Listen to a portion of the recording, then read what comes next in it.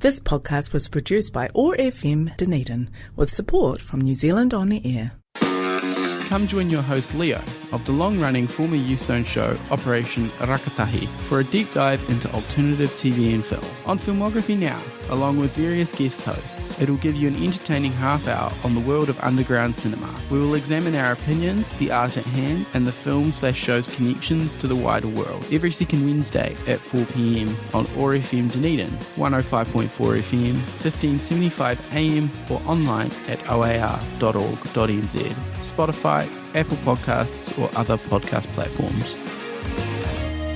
Kia ora and welcome to Filmography Now with Leo. So, thank you all for tuning in this week. 2 nights ago was the annual Emmy Awards, and I thought, well, I did a major coverage of the Oscars at the start of the year, and I cover TV as well. Why not cover the Emmys? And it's almost I think, for the longest time, TV's almost the sad little sibling of film, and it feels like all the accolade goes to film, but there's been a weird shift in, I don't know, the culture of TV and film, but I feel like how the treatment of the Oscars versus the Emmys has kind of stayed the same, because I feel like nowadays more people watch TV and are more invested into storytelling on TV than they are in cinema and film. Not to say that people don't, but I think there's been a shift towards TV, but the Oscars are still regarded as the more highbrow or the high art of the two. And it almost feels like it has more weight. But that's not true. They're the peak of each of the different forms of media. You know, they're the big, the Olympics of both of them. And to get a prestigious award like that is remarkable. But nobody talks about the Emmys. It's just a bit like, oh, okay, right. But then people that wouldn't talk about award shows still talk about the Oscars and the Grammys in the same way, but Emmys aren't put up there in the same calibre, which is disappointing. But they still happened, and I feel like there's a lot to be talked about, because,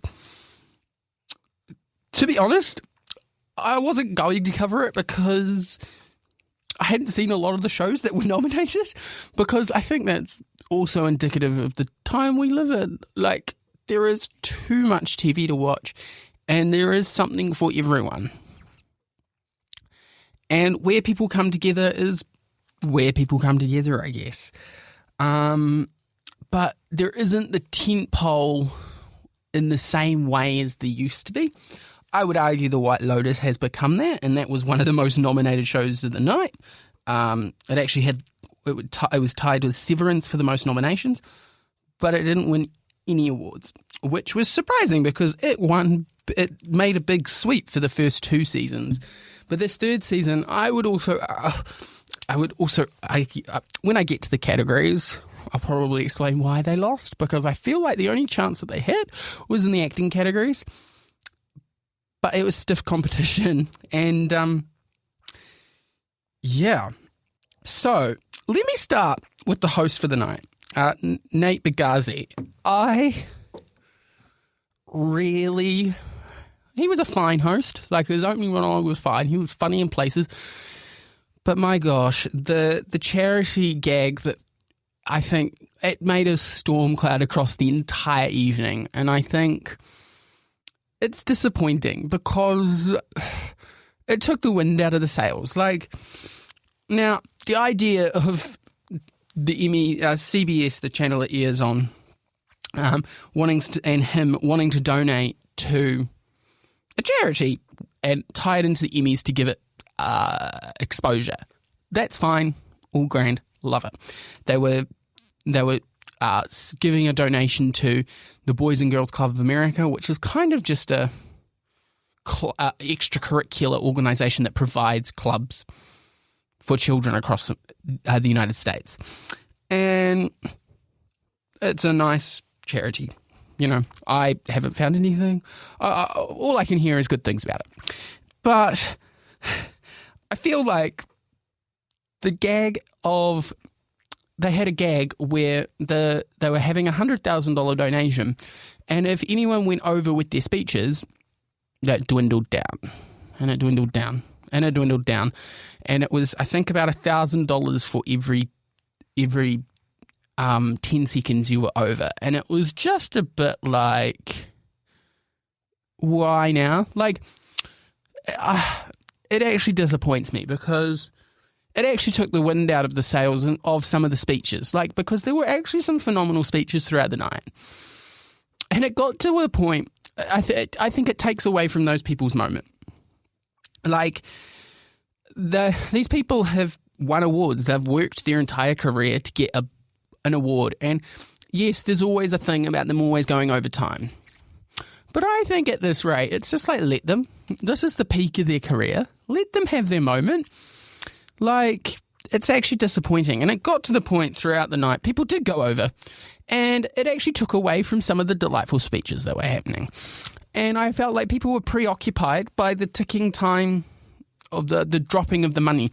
And I think it was just a bit like, well, what was the point? Because it got to the point where they were in negative dollars. And it was just like, well, okay, clearly this charity's not getting the money. And then at the end, it was just like, oh, psych, we're going to give the money. And Nate also was going to throw in some money into the pot, making it a $350K donation. And the whole point of the night with the ticking thing was just a waste of time. But what really irked me was not only that happened, but actually the presenters went way too long, and they weren't getting hated on for this. I'm like, actually, the presenters of the award, it's not really their moment. Yes, they hype it up to be they're coming out for a funny skit as they present the award, but it's not actually their moment. And I just think it was in bad taste to punish the people that actually did the work and won an award and actually earned it, and it was their moment, and then paint them in a bad light, like, oh, they're stealing money from a charity because they're talking too long. Well, why aren't you punishing all the other presenters that went on way too long beforehand? The one that came to mind was Tina Fey's presentation. She just kept going on and on and on, and I was just like, okay. And then there was another one. There was a few others, and I was just like, oh, okay. Can we get to the award? And then when you get to the award, the people win their award, and then it was just like, oh, I just felt in bad taste, And yeah. And I think the one person that handled the going over time really well was Hannah Einbinder when she went over, but she was just like, stuff this time out. I'll just pay my portion of the donation that goes over, that they're losing money out on. So it was just, I think she was the only one who handled it. She just addressed it. Went, I know that I'm going over. Duh. And then she finished her speech. And I think she had the best speech of the night. And I think there were some other people that had some really beautiful speeches. And unfortunately, they didn't get to have their moment. And it was really sad. Yeah. So let's talk about the awards for the night. I wanted to mainly talk about a few of the categories because I hadn't seen every single show. But Adolescence won big. It won quite a lot. It won all the awards that it was up for, which was quite remarkable. It won Best Limited Series or Best Limited or Anthology Series, which was its to lose, and it won it.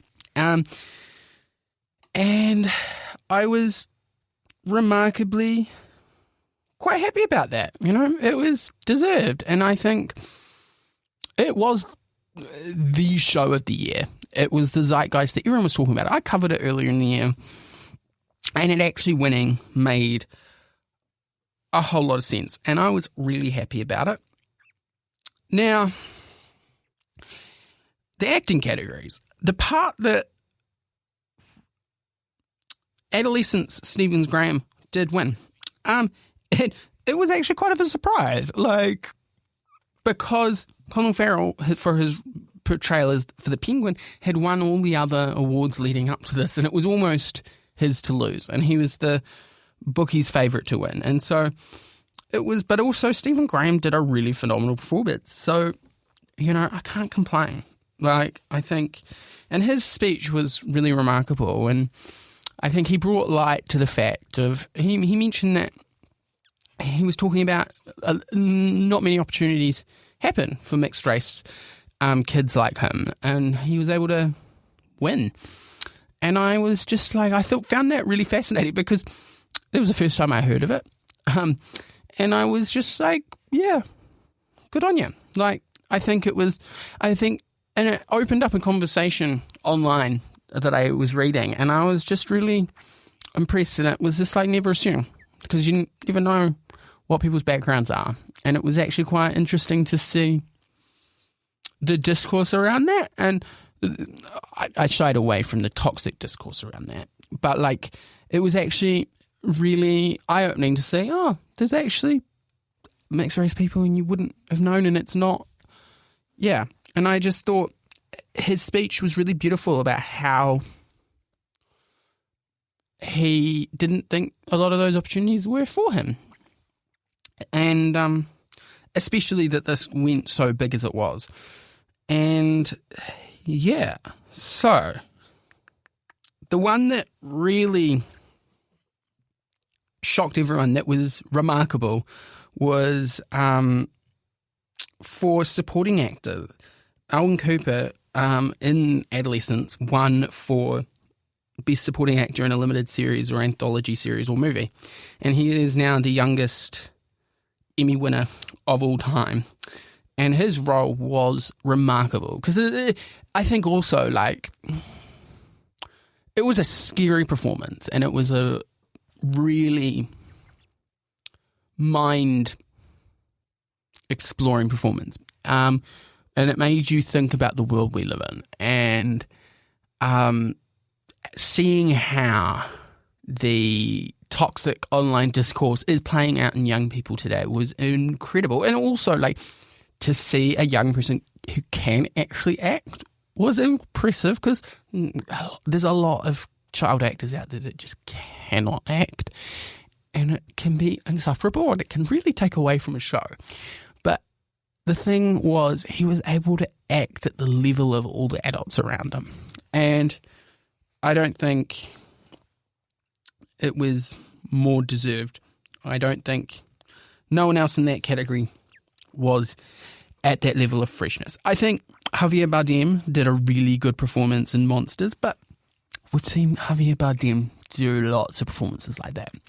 And to see a young, up-and-coming performer actually get awarded was actually really nice to see.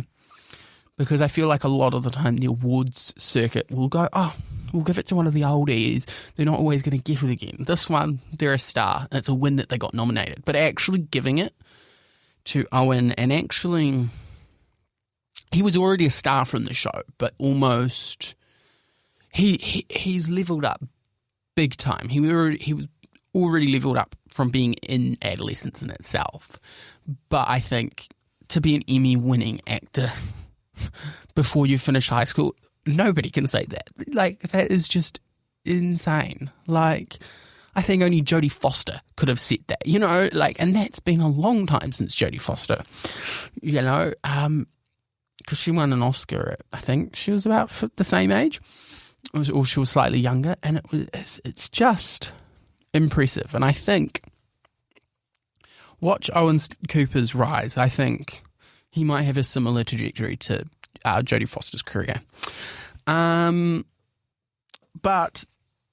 the one that I was really happy about, but I did not expect to happen at all, was Erin Doherty, who played Bryony in Adolescence, who was the psychiatrist in that one episode. And it was just her and Owen acting against each other. And I thought she had the best performance in the entire show. And I felt like she finally got a place where she could excel. Like, she's not ever had a lead role, but she was the lead in that episode, even though she's technically only a supporting actress winning. But she played Princess Anne in The Crown, which she never really got to shine in that role. And to be able to see her just dig deep and show the raw, wrenching emotions was just... You went on a journey with Erin, and I think she gave my favourite performance in any show this year, period. And I was really pleasantly surprised and happy to see her win, because honestly, I saw it going to Chloe Sevigny for Monsters, honestly, because I thought, because she hadn't won an Emmy before and she had done the work on Hollywood, I thought they were going to give it to her for that. But I am really happy to see Erin win it, because hands down, undeniably, the best performer of the year. Now the big upset of the night, like I mentioned earlier, was The White Lotus. And it got nothing. And I think I was really shocked, because I think, personally, it was Parker Posey's to lose. And then she did, and I was distraught. And I think what lost it for Parker Posey is there were way too many phenomenal performers in The White Lotus, and they nominated almost all of them. And I think what they should have done is put the eggs in one basket, or maybe two, because what had happened was, for at least in Parker Posey's category, Outstanding Supporting Actress in a Drama Series, she had Amy Lou Wood, Natasha Rothwell, and Carrie Coon, all three of them from The White Lotus as well. And all of them deserved to be there. I'm not denying that they didn't deserve to be there, but I'm like, if HBO wanted a White Lotus win, they should have put all their efforts behind Parker Posey. And I think she would have won if the votes weren't split between her co-stars. And in an upset, it went to Catherine Lanaza for The Pit, which I've heard amazing things about The Pit. And I'm not mad about it winning other categories. It was just, this one really just was sad, because I felt Parker Posey's performance was a tour de force. It was something out of this world, and I wanted to see it get glory. And Parker, phenomenal performer, and she'd put work into Hollywood, and I think this is her best role that she's ever done. And and I think this is the start of a rebirth of her career. I think what Victoria Ratcliffe, her character, has done for Parker will be, she's going to have a trajectory like Jennifer Coolidge. She's going to pop up in everything, and it's going to be almost a rebirth for her career. And I think she will do phenomenal things. And Amy Lou Wood is going to get nominated again for something else. She is phenomenal. She will get cast in something else, because I felt like the third season, in terms of the heart of the show, was Amy Lou Wood's Chelsea. The comic relief and just the absolute tour de force was Parker Posey's Victoria. Not to say that I didn't love Carrie Coon's and Natasha Rothwell's performances. They were phenomenal too. I just, personally, I think they deserve to be there. What they did was phenomenal, but it was just really sad to see all of them nominated. And I think the same thing happened for the actors as well in The White Lotus. You had Walton Goggins, Jason Isaacs, and Sam Rockwell all nominated in the drama series category. And, the same thing happened again. I think Sam Rockwell's monologue that he did in The White Lotus is going to go down in cinema history, and I would love to see Dre Kings do monologues of that. It will just be the best thing to do. And I think also he'd only been in the show for the last 3 episodes. He wasn't there for the whole time, but he stood out and he was phenomenal. The others were great too, but also I've seen clips of Tremel Tillman's performance in Severance, and he is phenomenal, and I'm not denying that, and he deserved to win it too. I think also the other thing that's also lost it for The White Lotus is they nominated all the actors as supporting. They didn't have a lead because it was an ensemble. And I think that kind of also is part of it. The Emmys don't have an ensemble cast for nomination. So I think it would have won for ensemble if that was a category that existed. And that's where it would have won. And it's disappointing that it didn't. And going over to Hacks is phenomenal. I've only seen the first season. I haven't caught up on the rest, but I blimmin' loved it. And year on, year out, you've had it's been getting its dues all over the place. But Hannah Einbinder hadn't won before.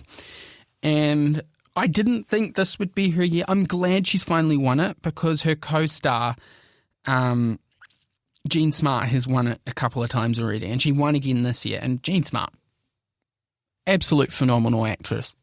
She's phenomenal in Designing Women. If you want to go watch a classic 80s sitcom that is just campy fun, Designing Women, phenomenal. And Jean Smart is in that, and she plays one of the leads in that. Phenomenal.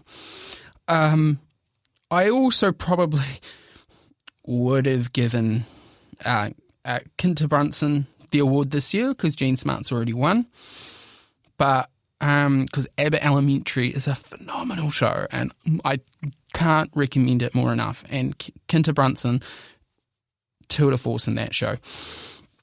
But for Anna Einbinder, I thought it was going to be Catherine Hahn's or Catherine O'Hara's for the studios.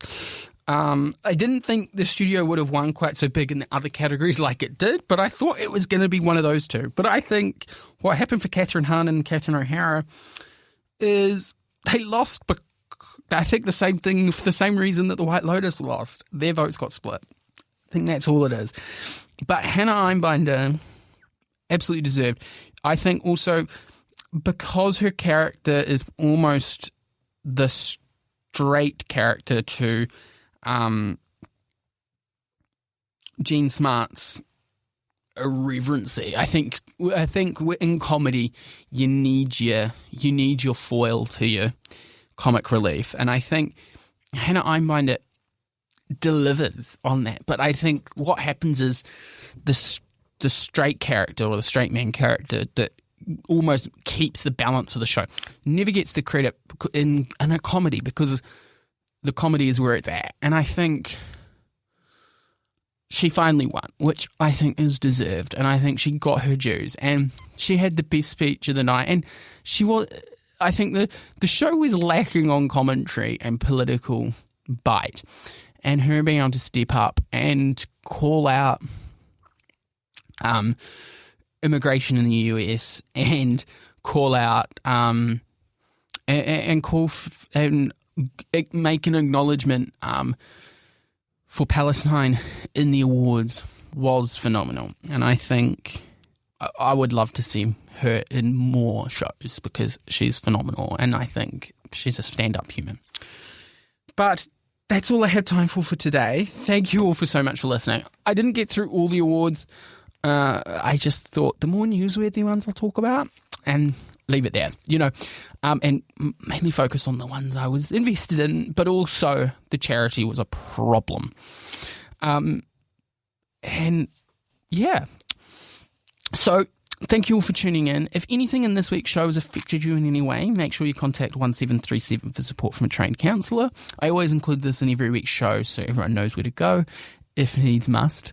And if you've missed any week's episode, make sure you find previous week's episodes on oar.org.nz, Spotify, Apple Podcasts, or wherever you get your podcasts. And I'll see you same place, same time, in a fortnight's time. So, ka kite anō. Bye. This podcast was produced by OAR FM Dunedin with support from New Zealand On the Air.